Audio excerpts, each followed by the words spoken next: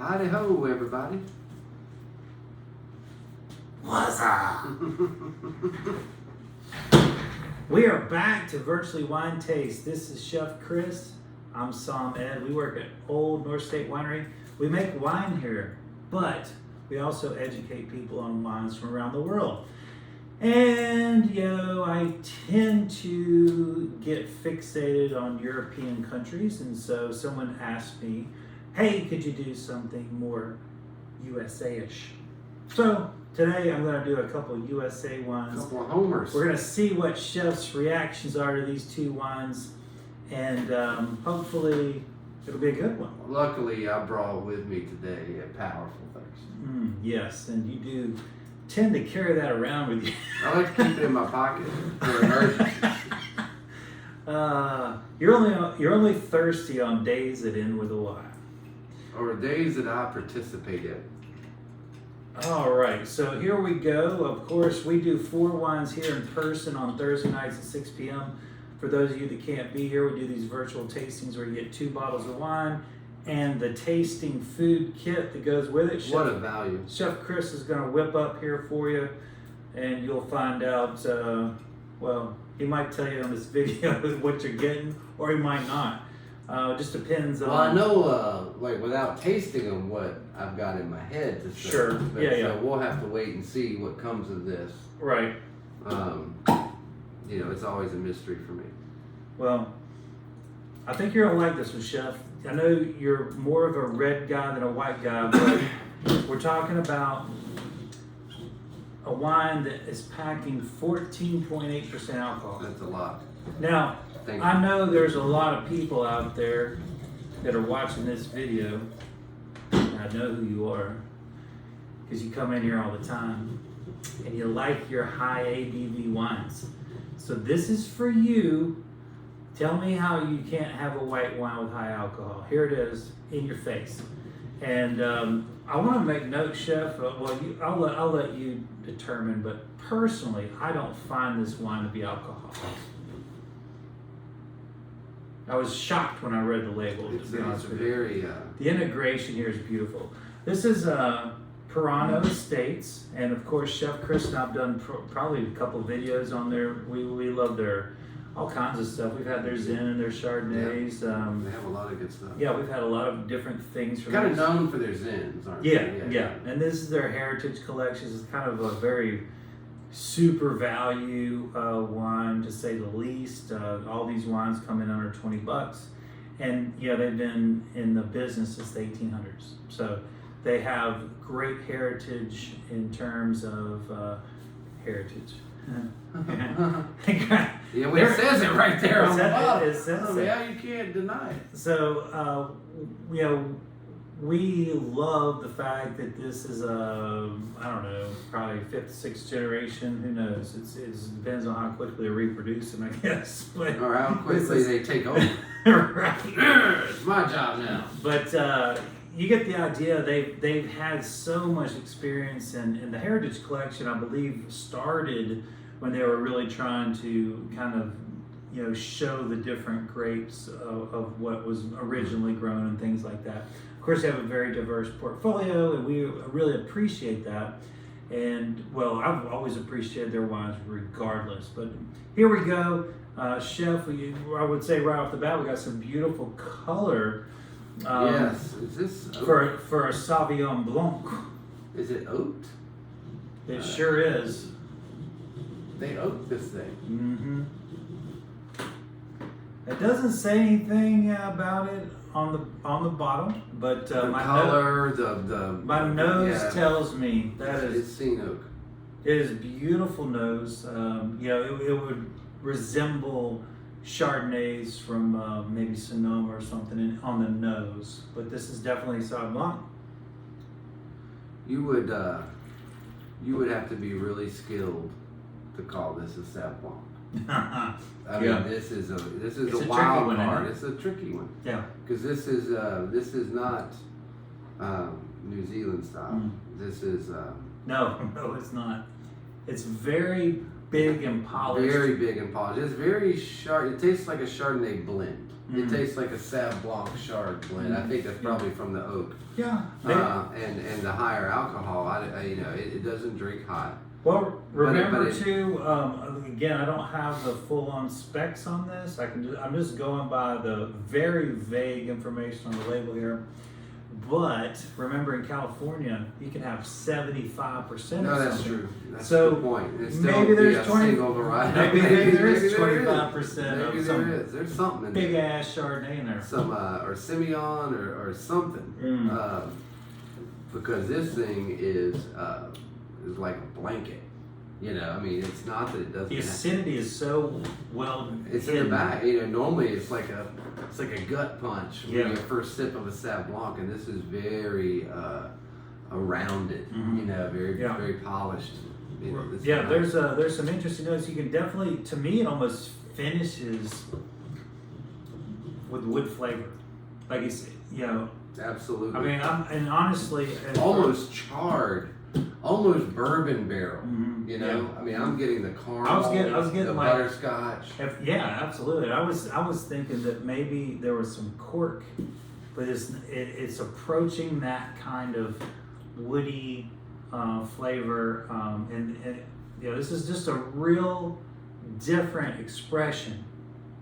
Yeah, this is a California style. I mean, through and through. I mean, it's really, really cool. I love the differentiation of flavors and what the weight of it is significant. Yeah, it catches you right off first sip. It's more than not so much the plurality; it's the weight of it, and kind of catches you off guard. Creamy, buttery. What was that?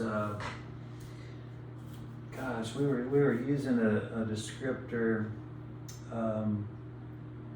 I can't remember. It was almost like, it wasn't creme anglaise, but we were talking about the it was some sort of custard. It wasn't custard, but it was something similar to that. What was it? Not chiffon.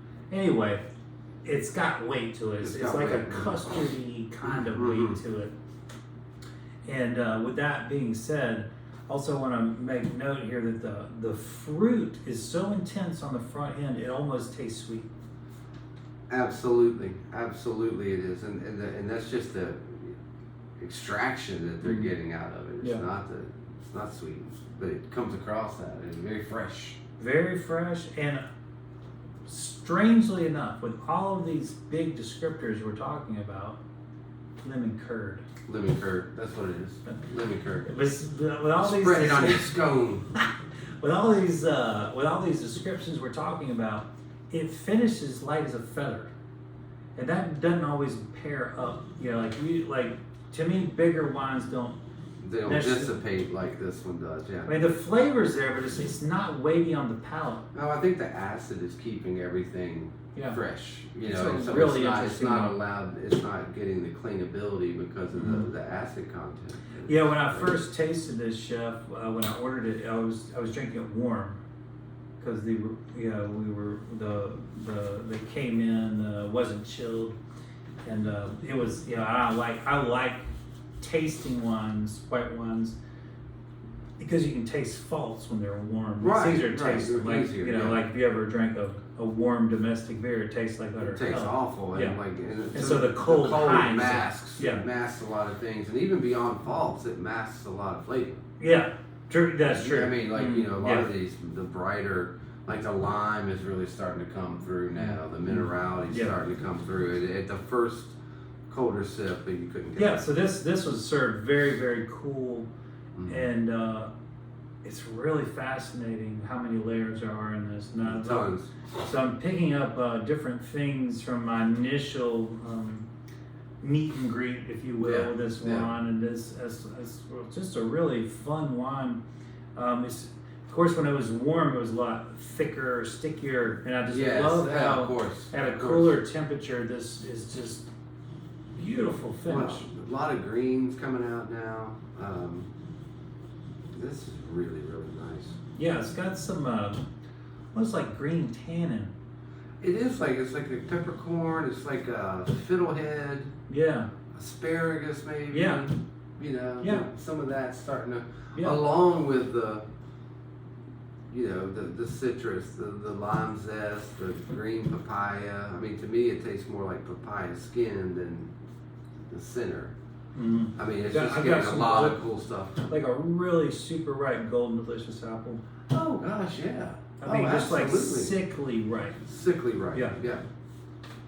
Chef, I went home on my way to school, which I probably shouldn't have gone to school because it was That was kind of a lost trip, kind of wasn't a it? lost trip. But so I came back home and I was looking up at my persimmons tree.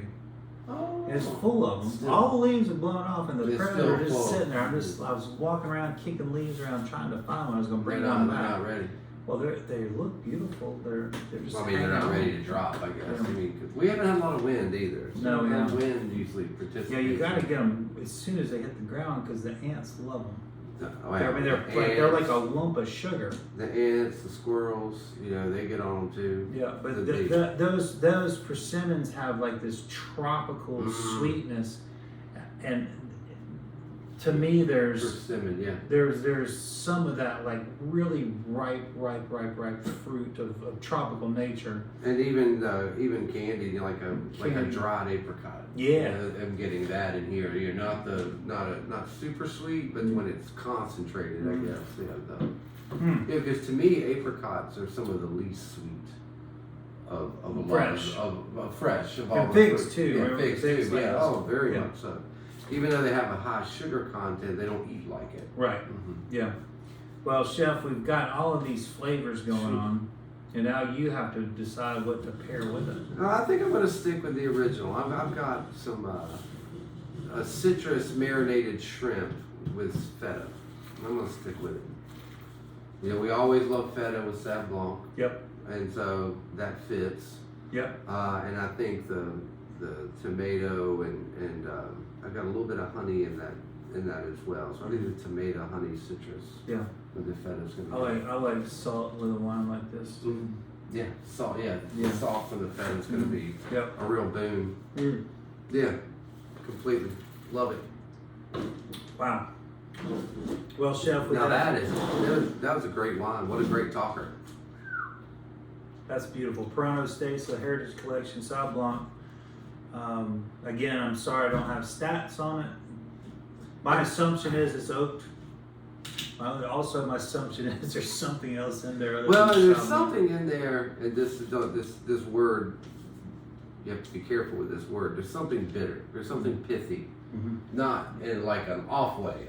To me, it was like the tannins were like Yeah. like there's like a green tannin. So I mean, it's there, and it's in a good way. Yeah. I just can't put my finger on it. Yeah. I'm gonna have to dig a little deeper and see what I can find out. I'd That- drink the rest of that bottle. It's such an intellectual conversation to Mhm. have when you open a wine like this. That's the great thing about It's a great wine. journey. It's a journey one. You know, if you're not talking about it, you know, find one you can talk Yeah. about because I mean that's part of the Keep fun of going, wine. yeah. Keep going. But again, incredible value here. Once again, It's a lot of complexity for the money, that's for sure. All right, so Thank you. now this is going to be whiplash because now we're going to get into well, we're still in a typical California style, San Luis Obispo County. So this is Home of all bon Clément. yeah, Chamisal is we actually have their Chardonnay on our list. It's very well received here. I really had a hard time finding an unoaked Chardonnay that I could consistently get that my customers really adored, and Chamisal is the first one to do that. Now, my rep had mentioned to me that they have a Pinot Noir that would kind of fit into that kind of companion model, and it doesn't always necessarily pair up. People don't always like their Chardonnay the way they like their Pinot. True enough. But surprisingly not. A lot of times unoaked Chardonnay lovers really like oak Pinot, and or vice versa. Vice versa, yeah. So anyway, I thought it'd be great because this is a proven winner here at the restaurant in terms of the winery, but exploring another option in the red version. So Chamisal, we're we're looking at a Pinot Noir here that looks exactly like a Pinot Noir in the glass. It is absolutely see-through. Yep, you can read the paper. You can read, yep. And it's super, super fresh and candied on the nose. It does not, to me, smell oak. It just smells like crushed raspberries. Just like, you know, if you had like one of our ridiculous half-baked delivery guys comes in and he's put 100 pounds of potatoes and tomatoes stacked on top of the flat of raspberries, which happens more often than that you needed desperately that night for a chef's table. Yeah. And there they are. He's leaving a line across the dining room floor of raspberry juice, and he's as surprised as anybody when he unloads. Did you order puree? So anyway, I gave you a $2 credit. not that that's ever happened before or anything. I took $2 off your bill. So very, very just if you took a handful of, or if you're picking raspberries, you know, when you're picking them, you know, a lot of times they burst a little bit. Well, and also the way your hands smell for a day or two. I mean, you can't ever wash that away when you're picking blackberries or raspberries. It's got a great cola aspect to it. There's a freshness, an effervescence to it that's very, very desirable. Right. This is a great, you know, to me, this is be a wine. It is so fruity, fruit forward, juicy, cherry cola, again, raspberry. There's probably a little dark cherry. I would say so, absolutely. And all of them, you know, have this wonderful candy aspect to them. Yeah. I think this would be a great wine to introduce people, either first-time wine drinkers, or if you're trying to get someone that drinks sweet wine to venture over into dry wine. This would be a great bridge. Great bridge. And then they could maybe understand why we're all drinking dry wines. It's absolutely beautiful on the nose. This reminds me of, believe it or not, it's going to sound weird. It reminds me of some of the unoaked Burgundy Pinots, that like kind of the young ones. The young ones that we get. They're just like right out of the gates. Right out of the gates. Not meant Completely to age. agree. It's like the Beaujolais of Pinot. I was just about to say that. It's like this is like a Beaujolais of Pinot, and so this is a really fun one. This is surprisingly, you know, we're in the end of October here. This to me seems like it'll go really great with the cuisine. I was just eyeballing the new menu that we're releasing tonight, Chef, and I could see this going with a lot of the cuisine on your menu, absolutely. because there's some fruit and some kind of a lot of vegetality on this, and right. That I think would pair great with your food, because this would not overpower any of the food.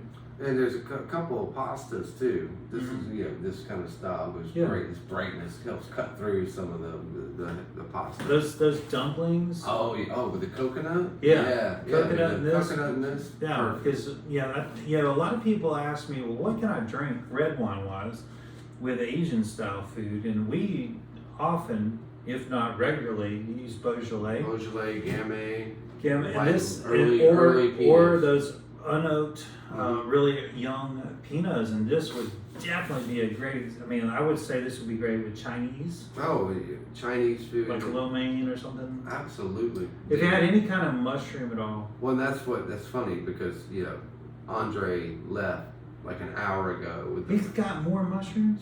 It's unbelievable. The freshest chicken of the woods you've ever seen. I mean, you can just go like this and smush it.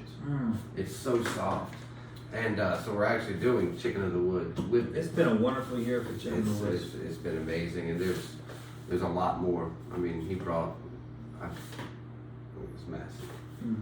There's a beautiful weight to this wine on the palate. It has a full mouthfeel, great extraction, a great weight, and then it dissipates into. It lets you go. So this is one of those wines that when you pour it, you probably won't need a wine stopper. you're gonna. This is a good point. It's, Yeah, it's you're gonna keep beg you Mhm. to come back and Yeah. come back. You're and gonna come keep back coming and come after back. it. Yeah. This would be a great snacking wine too. Great opening night wine. You know, you're doing some light hors d'oeuvres, some charcuterie, cheeses. Cheeses I mean, galore. you could just pound this while you're visiting and grazing. That's a good point. All those fatty sausages. This is so refreshing. Refreshing. It'd be a great cleanser. I don't want to say this is high acidity because I don't find it to be acidic, but it's bright enough to cut through, I think. Oh, I completely agree. What's that? Oh, my brain stopped. What was that? That Alsatian red, that the German red is really light. Oh, I forget. But it's, you know, that with, you know, it's often served with German foods and sausages and things. You know, I think you're looking at the same kind of situation here. sure, absolutely. Well, they do have a lot of Pinot. White They have a lot of Pinot Noir up there too. Yeah. Zyvel, Yeah, that's kind of they actually consider that one of their bigger reds, even though Well, we don't don't. consider that. But I don't consider that. Yeah. But I think that's what I'm thinking of. That this Yeah. kind of reminds me of that a little bit, even though Mhm. this is probably fruitier, but Right. the weight of it's very similar. Definitely. These are two wines that kind of get you by surprise, I would say. Oh, absolutely. Because Pinot Noir these days from Cali are huge. This is not huge. It is more what I would consider. You know, this is gonna. I don't want to be a slight too much, but it seems honest. Well, It seems I'm very kind of sick. sick Very of. grape. Well, I'm a little sick of those cab Pinots coming out. They kind of, You know, like, hey, I want a Pinot and end up with a Well, cab. that's what happens when you get all these scientists in charge, you know. And I get it. It's like a competition to get the most out of a grape. And they sell. And sell. And they're great. Yeah. But they've become very un-Pinot-esque. Mm. You know, Pinot is supposed to be the ballerina, and now there's a bunch of heavyweights. It's like an offensive line. Yeah, I mean, just barrel you over. But I hope that they get to date Taylor Swift. well, he's tied in. Oh, that's true. So. Isn't that kind of considered? I mean, I guess maybe. I not. guess so. Yeah, I mean, he's like. I mean, he's a beast. He should be blocking. But he's a beast. I mean, they do a lot of blocking. Yeah. He's a big dude. Yeah. So we have a kind of dialed back in terms of the heavily oaked Pinot Noirs, and then we have a dialed up Yes. Sauvignon Blanc. And It's, so you California lovers can rejoice that I did 2 California wines, and two great ones. So you can say, well, you can't say that I never do California wines. Although I still don't think that I'm that far off. I think we do plenty of California wines, but that's the. I mean, I specifically remember when we did the Ridge Geyserville during COVID on this thing. So I don't really think it's a justifiable. Yeah. And so we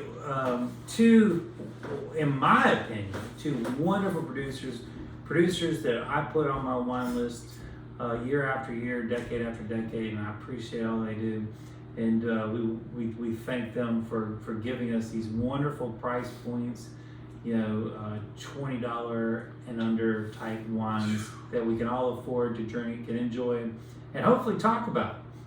That's like I said before, it's important to have a conversation when you break bread. Absolutely. You want to talk about more than just the world. You want to talk about what you're enjoying, your food and your wine. And so it should be a lot of great. We've Chef, we've met so many different people over the last couple of weeks with all these different caterings.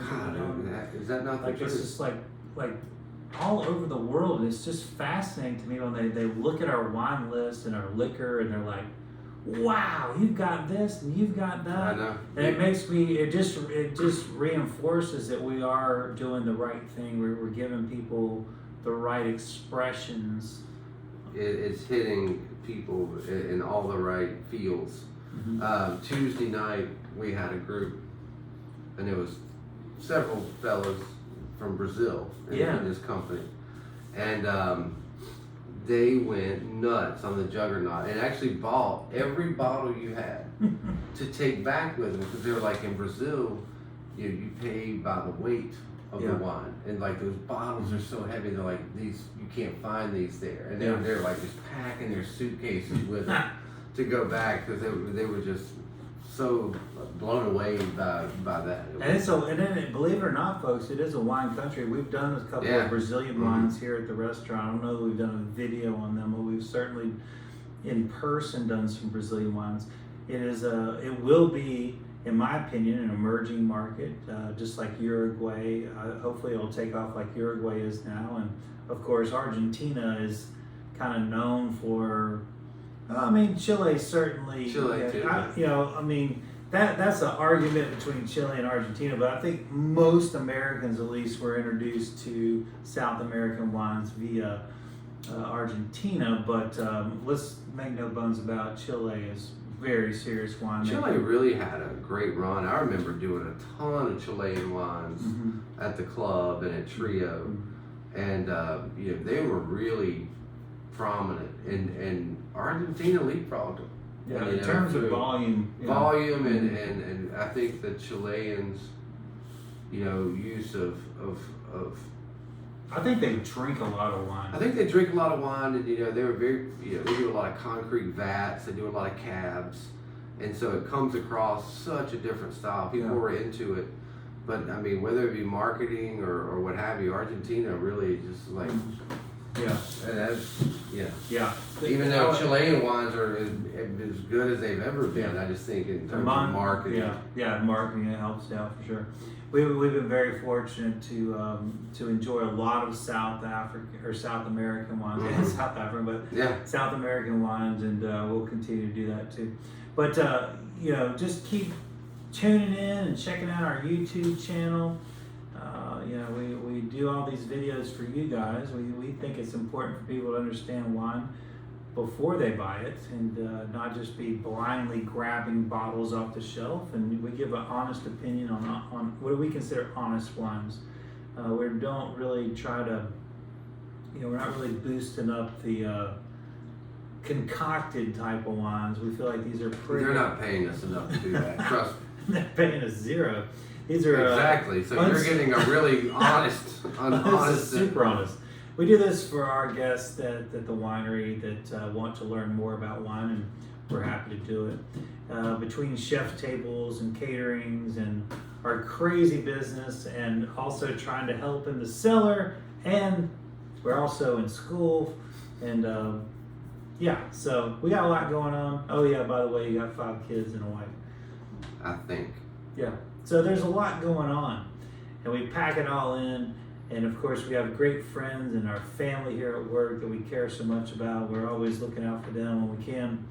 And it's just great to have everything's kind of great village making it happen. And we thank all y'all for helping us make it happen.